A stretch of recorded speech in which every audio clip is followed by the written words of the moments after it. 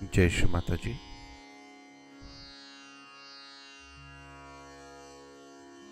Let us all bow down to Shri Mataji. Raise our Mother Kundalini and give ourselves a bandhan.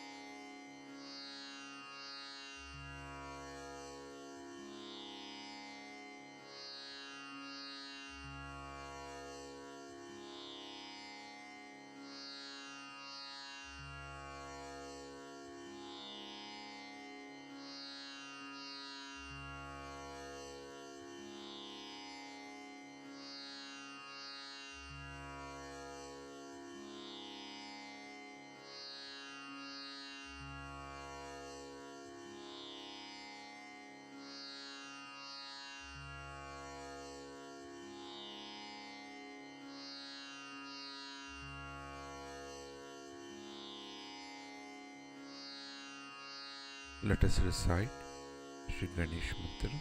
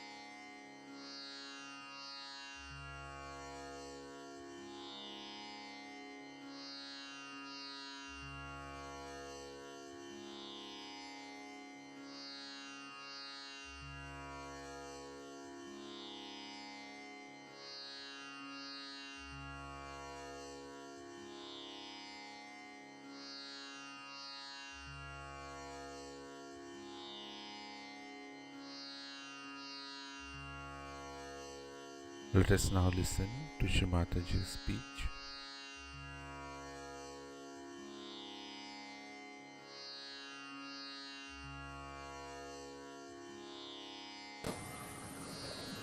The priorities change.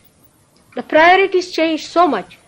Like I was going in Kashmir one day in a car, and suddenly I told my husband that there are tremendous vibrations in this place.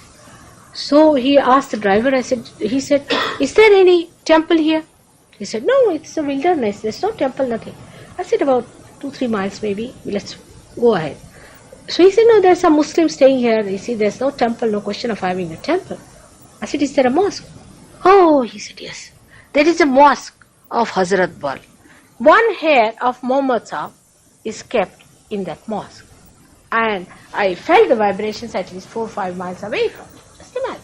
And when we came out 3 miles, I could just tell him how to go there. And only one hair was emitting vibrations. So the whole priority, the attention goes to things which has good divine vibration. It is not bothered about things which has no good vibrations. Whatever has good vibrations, it will go to that. Like a person who is a holy person, he touches anything, it vibrates. You touch water, it vibrates. Anything you touch, anything you feel, it vibrates. For example, water, if you vibrate it, it can be a medicine. River Ganges is nothing but vibrated water. You get vibrations from that. These vibrations are divine vibrations, are the vibrations of the power of love of God. It is something so much out of the blue that suddenly if you hear about these things, it sounds quite odd and fantastic. But it is not odd to Indians. They know all about it. This knowledge has not come to us, but in the Bible, Christ has said that your hands will speak. Your hands will speak.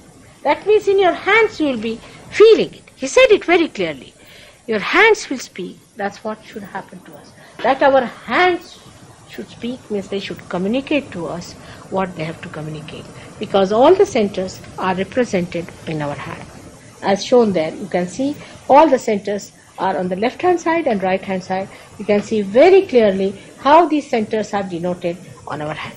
And once you start feeling them, if you know the decoding of it, you can immediately say what the other person is suffering from, what you are suffering from. And then you have to learn how to correct those problems of the other person. So the first thing that happens to you, that your attention becomes enlightened. This attention is so wonderful. It's so joy-giving. It's so humorous. Because you become like a witness. The whole thing becomes a joke. You see seriously people running up and down, to do something, and you just don't understand. And you ask them, what's the matter? Oh, you don't know. It's very important, very important. Guess what? I put all my money for the race. You ride. Then he comes back, head hung. What happened? I lost all my money. The way he was running, the way he is coming back, is a big joke, But to him it's not. He becomes serious. Sometimes he becomes involved into it. Sometimes he let it. But you are just enjoying the whole joke.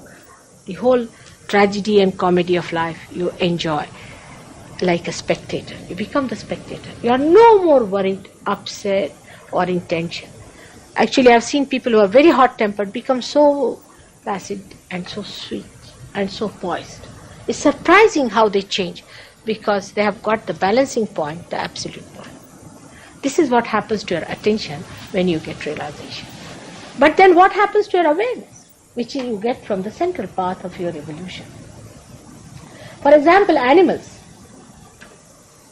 have an awareness also. We have an awareness. We have awareness much higher than that of animals. Some people say, yes, we can play tennis, you see. That's a greater awareness than the animals. But some people cannot play tennis or understand it. But one awareness human beings have, definitely whatever they may be, at whatever level, that they understand what is dirty, what is filthy. They can smell it. Animals can't. They pass, you take a horse or a dog through a dirty lane, it will just walk like a thing as if it's leading a parade for the queen, you see. It has no problems. But for human beings, we just can't do it. We have to put something to cover our nose. So that's like that. We have many other things which we have achieved as human beings. We have sense of color, we have sense of beauty, we have sense of balance.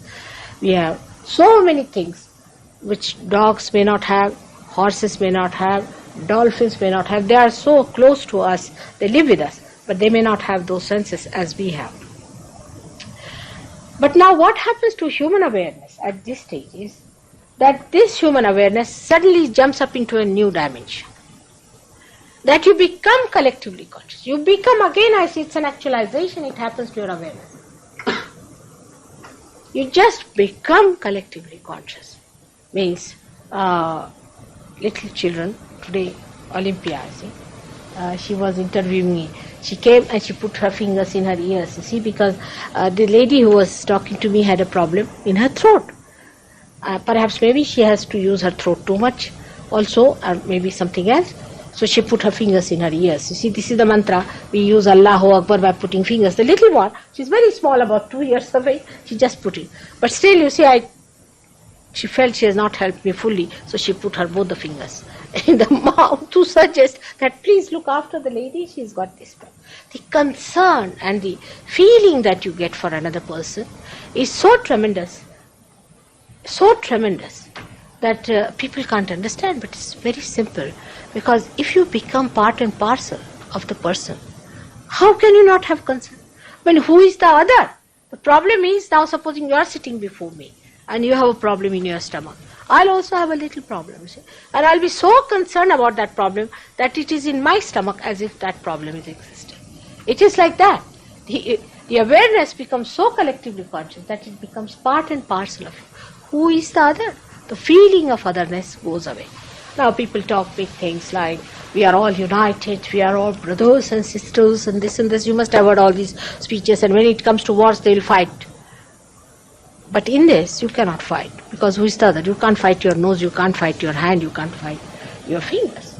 Nor do you help anyone. You don't help anyone, because supposing this finger is in trouble and this hand presses it, does it help it? Nothing. This is neither obliged nor this is helping. This is one. That feeling of oneness, that you are part and parcel of the whole, is established. Because of that feeling, that is such a tremendous feeling that you are part and parcel of the whole, that you get cured.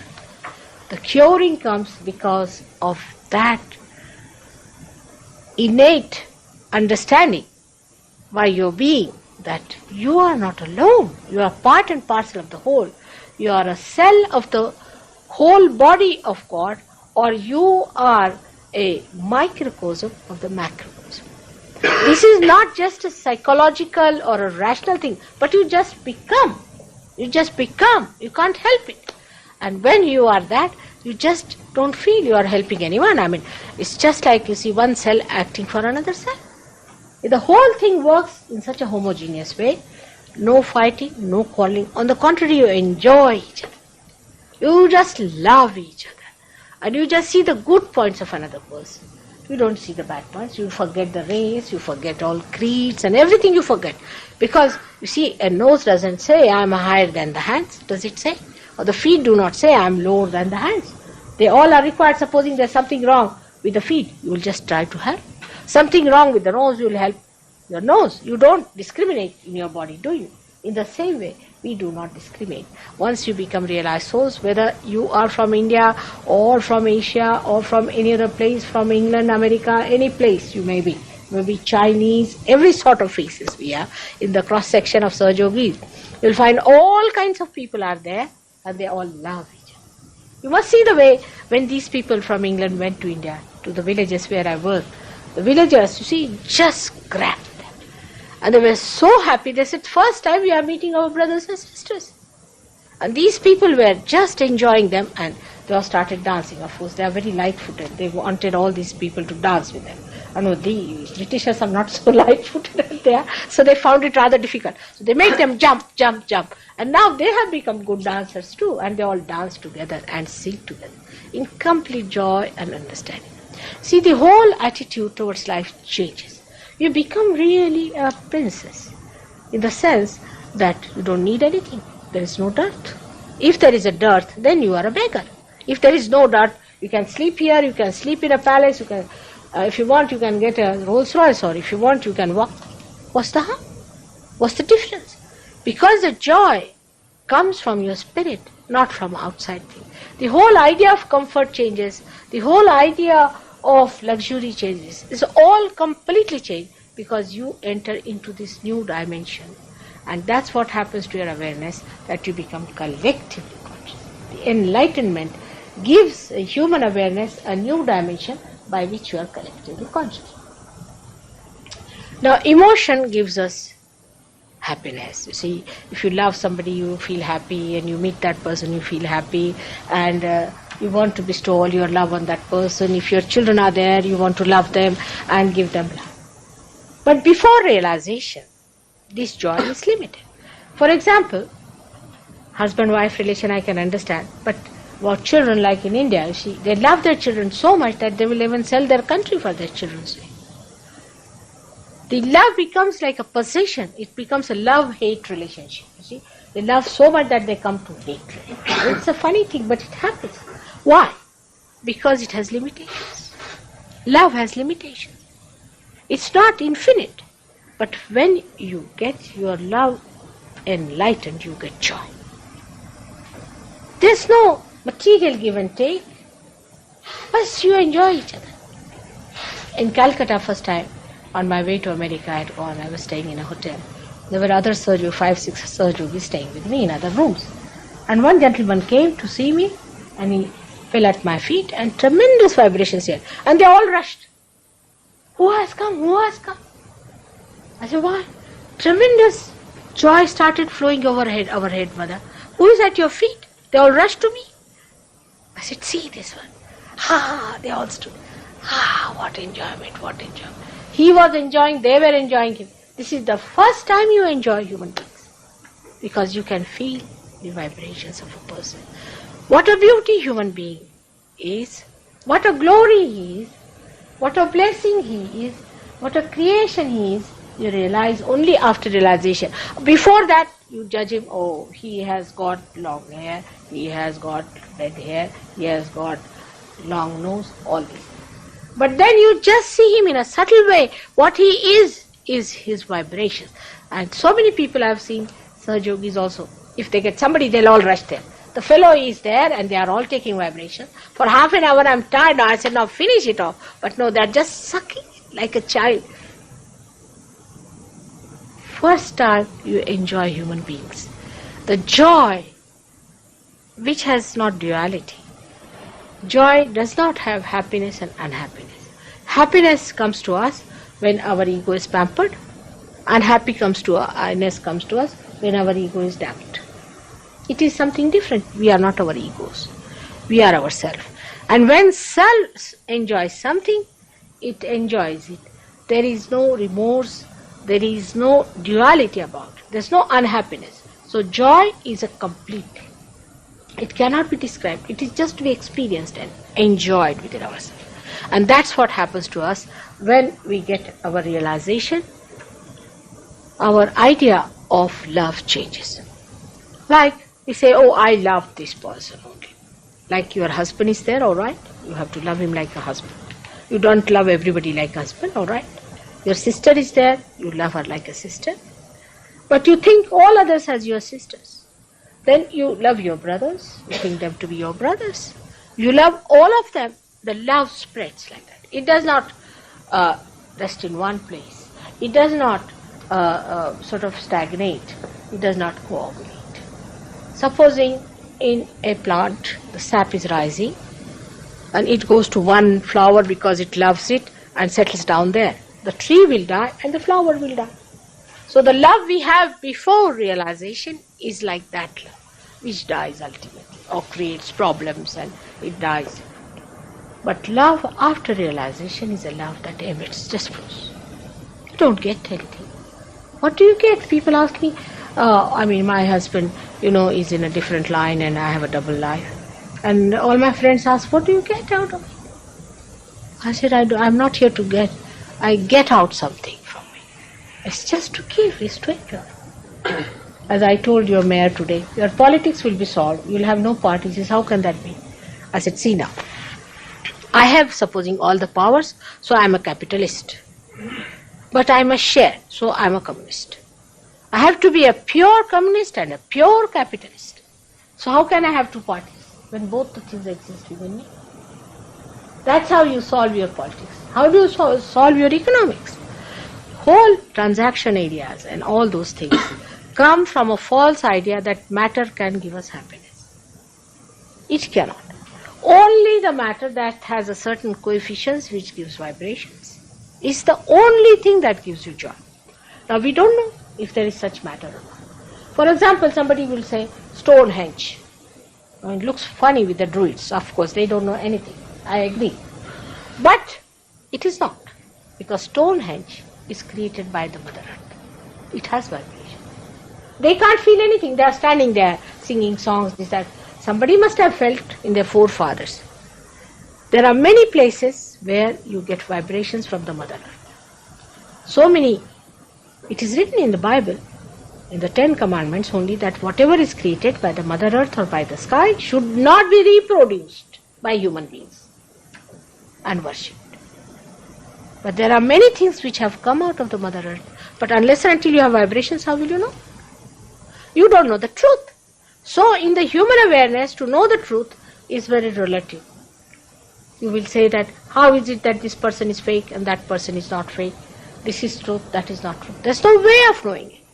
Unless and until you get to the absolute point, how will you know the relative?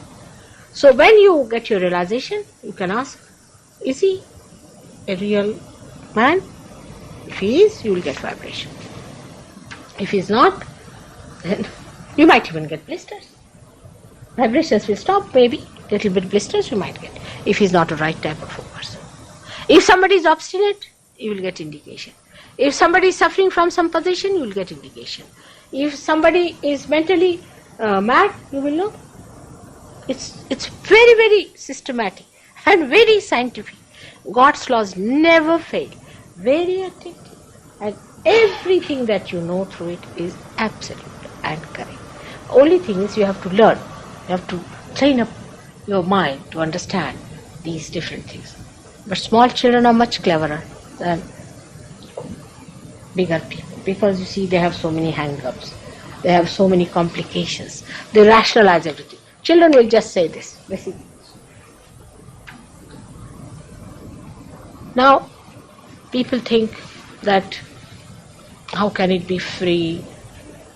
How can it be with money? I asked the other question. We cannot think of these things in the term that I say divine, because we have never known it before. How much money did Christ get? We have a life here of Christ. How much money did he take? Now, Christianity as such, they asked me a question today. It cannot deliver the goods. They are Christians, they go to church, but is their life Christian?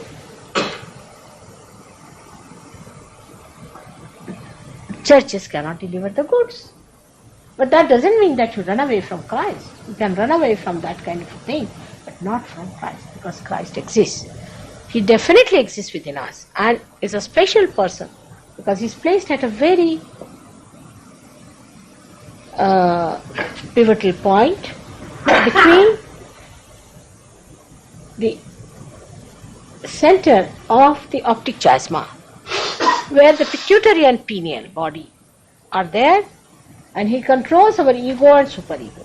And when the Kundalini rises, then Christ is awakened and he sucks all our karmas, all our sins. That's what he said, that he has suffered for our sins. They will say, Christ, in the church they say, and then why do they ask you to suffer? If Christ has suffered, why should we suffer anymore? There should be no sufferings anymore, just enjoy and rejoice. He's done everything for us, or do we want him to suffer more? There are Jews who said that we don't believe in Christ and we have to suffer. Already have Mr. Hitler for you. If they want another one, they can have another one. And go on with your suffering. It is high time that they accept Christ and give up their sufferings. Otherwise they are putting their sufferings on other people. There is no suffering needed anymore. It's a funny idea. I don't understand why people say you must suffer to become spiritual. Who has given you these ideas? Actually, among Hindus, it was believed that our karmas, we have to pay for it. Yes, all right. Up to what point? Till somebody called Mahavishnu comes in, that is Christ, is called as Mahavishnu. All the signs and symptoms of Christ are described as Mahavishnu in the Devi Mahatmya. But who reads that? Christians will only read Bible. Will they read something else? So they never knew. And when the missionaries went from here, they never talked about Christ like that. Oh, they just said that you better get converted. You see, they used to brand everyone, Christian, Christian, Christian, Christian. They would put a loaf of bread in the water and say that this is the beef. And all of you have become now Christians. So by villages they became Christians. Imagine this kind of a Christianity, how far it is going to go. They never said that Christ is the one who was Mahavishnu, because they never knew. Until I told them that it was he, the Mahavishnu, who came, who has come already.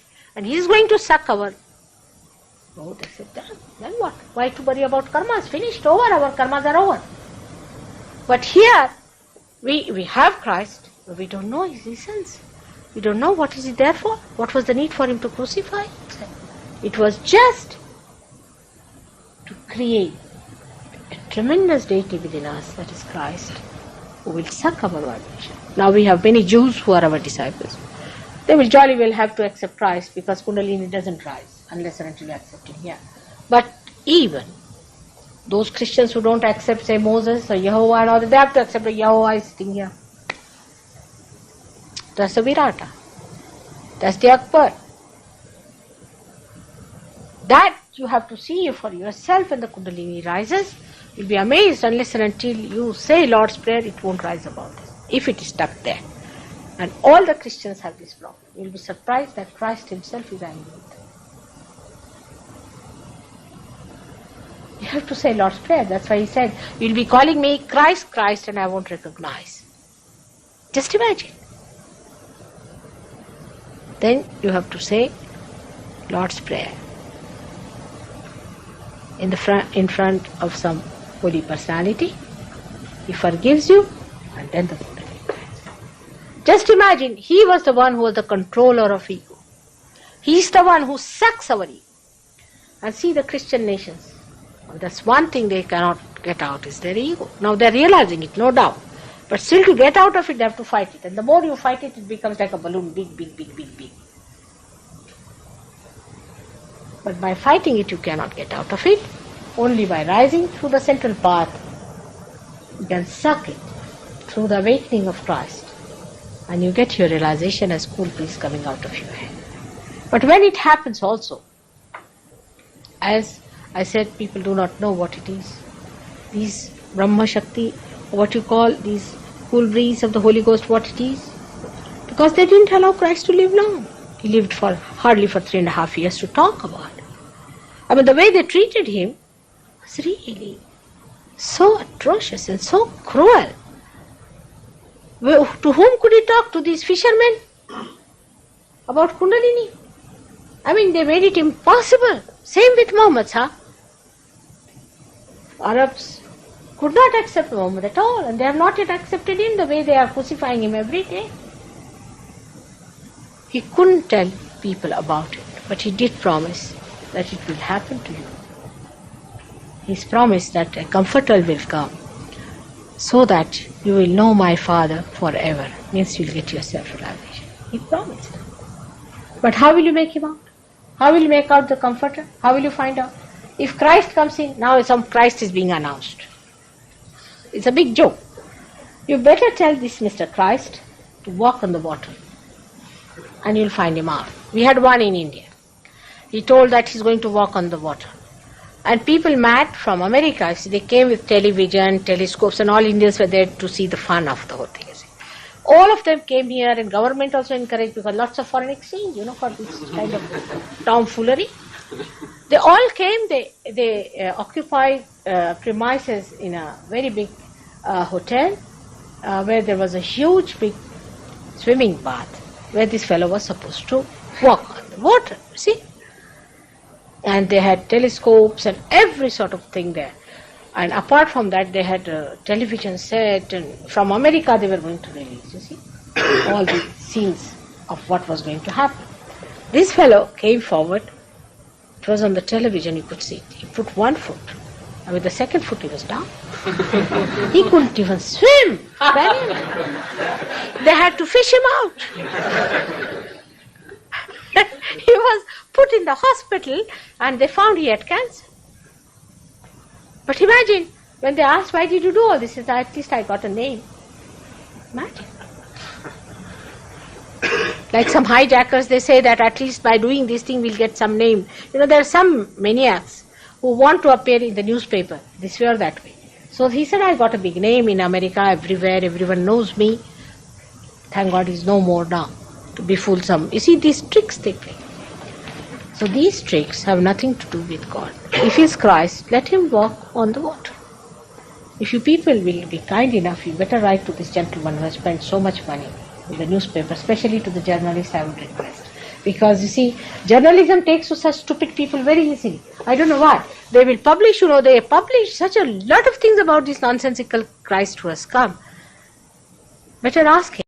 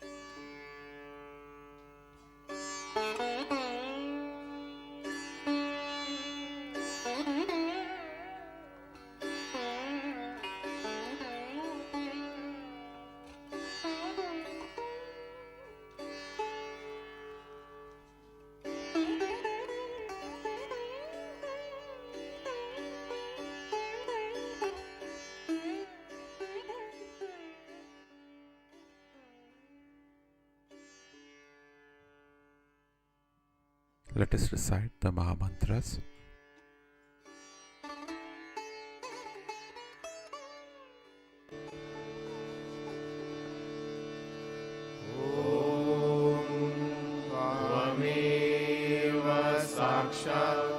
Shri Mahalakshmi Mahasaraswati Mahakali Triguణात्मिका Kundalini Sakshat Shri Adishakti Mataji Shri Nirmala Deve Namo Namaha Om Tvameva Sakshat Shri Kalki Sakshat Shri Adishakti Mataji Shri Nirmala Deve Namo Namaha Om Tvameva Sakshat Shri Kalki Sakshat Shri Sahasar Swamini Moksha Pradayini Mataji Shri Nirmala Deve Namo Namaha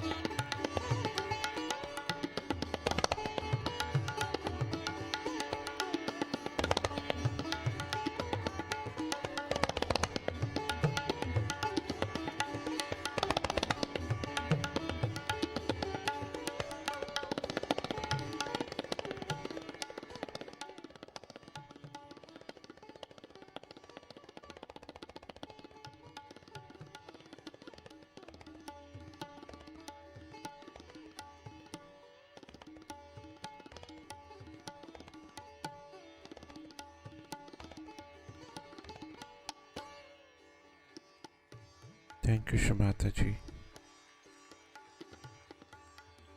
for this beautiful morning meditation. Let us all bow down to Shamataji, raise our Mother Kundalini, and give ourselves a bandhan.